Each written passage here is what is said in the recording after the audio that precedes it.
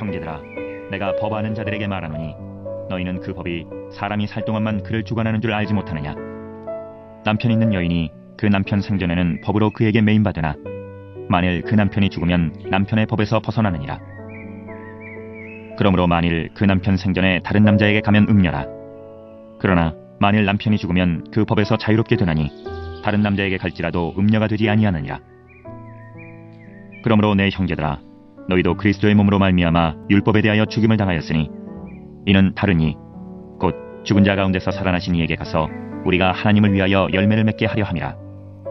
우리가 육신에 있을 때에는 율법으로 말미암는 죄의 정욕이 우리 지체 중에 역사하여 우리로 사망을 위하여 열매를 맺게 하였더니 이제는 우리가 얽매였던 것에 대하여 죽었으므로 율법에서 벗어났으니 이러므로 우리가 영의 새로운 것으로 섬길 것이요 율법 조문에 묵은 것으로 아니할지니라.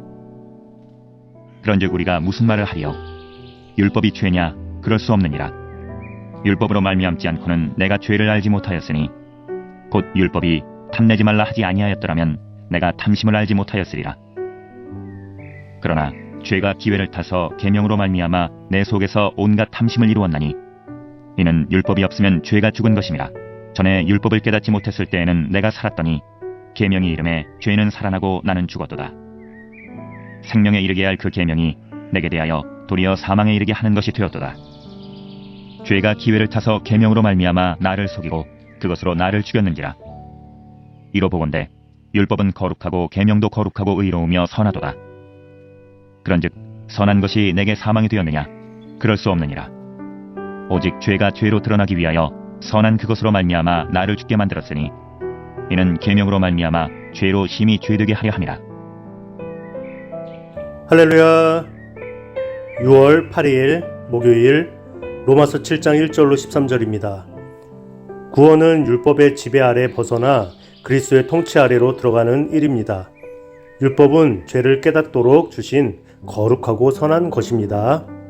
1절부터 쭉 보시면 남편이 있는 여인이 그 남편이 죽으면 남편의 법에서 벗어난다라고 말을 합니다. 그것은 이제 과부가 되기 때문에 벗어나는 것이고, 3절 그러므로 만일 그 남편 생전에 다른 남자에게 가면 음녀라. 그러나 만일 남편이 죽으면 그 법에서 자유롭게 되나니 다른 남자에게 갈지라도 음녀가 되지 아니하느니라. 이렇게 말씀을 합니다. 모세의 이혼과 또 과부의 이야기는 신명기 24장 1절과 또 레위기 22장 13절에 잘 기록되어져 있습니다. 이혼할 수 있는 것은 간음할 때 이혼을 할 수 있게 되었죠. 그 외에는 평생 하나님께서 짝지어 주신 것을 지키는 것이죠. 이것처럼 너희도 그리스도의 몸으로 말미암아 율법에 대하여 죽임을 당하였으니 이는 다르니 곧 죽은 자 가운데서 살아나신 이에게 가서 우리가 하나님을 위하여 열매를 맺게 하려 함이라. 율법이라는 것은 죄를 깨닫게 하는 작용이 있습니다. 그런데 시간이 가면서 그 법을 이용하는 사람들이 생기는 것처럼 죄의 정욕이 우리 지체 중에 역사하여 우리로 사망을 위하여 열매를 맺게 하였다. 그 율법이 잘못 사용되어질 때의 결과가 어떤지를 말씀해주고 있습니다. 그런즉 선한 것이 내게 사망이 되었느냐? 그럴 수 없다. 오직 죄가 죄로 드러나기 위하여 선한 그것으로 말미암아 나를 죽게 만들었으니 이는 계명으로 말미암아 죄로 심히 죄되게 하려 함이라. 율법을 지키는 것을 통해서 죄를 이기려고 하는 것은요, 계속 반복적인 사이클 가운데 악순환에 빠지게 된다는 사실이죠. 죄 문제 자체를 해결해야 된다는 거예요. 우리도 세상 속에서 편법이라는 게 있잖아요. 편법. 이것은 죄야라고 말하는 그 범주에서 조금 비틀어져서 죄가 아니게 만드는 방법들 있잖아요. 편법을 쓴다. 이렇게 말을 하는데 그것은 그 법을 지키기 위함인가? 지키지 않게 하기 위함인가? 우리는 잘 생각해 보아야 한다는 사실입니다.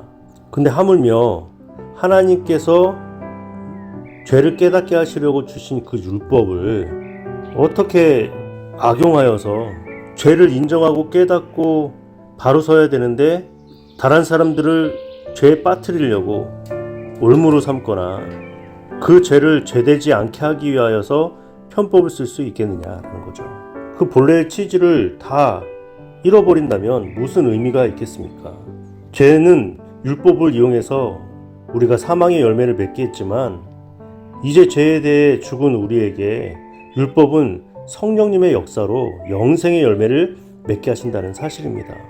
그러니 예전에 갖고 있었던 그 율법의 요소들을 가지고 죄를 사망으로 이어지게 하는 것이 아니라 율법을 통하여서 죄를 깨닫고 다시 한번 하나님을 바라보고 영생의 열매를 맺게 하는데 그 율법의 역할들을 잘 지켜나가야 된다고 말씀을 하고 있다는 사실이죠. 우리에게 적용해 본다면 어떤 사람은요, 죄가 드러날 때 그것을 감추려고 해요. 교회에서도 많이 봅니다. 자기의 허물과 죄, 잘못들 있잖아요. 그것이 드러날 때 우선 아니라고 하는 사람들도 많더라고요. 정직해져야죠. 나의 죄가 나의 실수로 인한 것인지 아니면 몰랐던 것이라도 그것이 드러나게 될 때 정직하셔야 됩니다. 그 죄에 대한 책임을 지어야 되겠죠. 다시 말해서 율법은 그 자체로 문제가 있는 것이 아닙니다. 하나님께서 모세를 통하여 이스라엘 백성에게 주신 것이기 때문에 그렇습니다. 그러나 죄가 기회를 타서 계명으로 말미암아 나를 속이고 그것으로 나를 죽였는지라. 그것이 잘못 사용되었을 때에는 그 율법으로 말미암아 죄 가운데 빠져 사망에 이른다라는 것이죠. 우리 삶 속에서 하나님의 말씀이 우리의 생각과 마음을 감찰하셔서 죄를 깨닫게 해주셨을 때 그것을 바로 정직하게 인정하고 회개함으로 하나님 앞에 바로 서는 기회가 돼야 될 줄 믿습니다.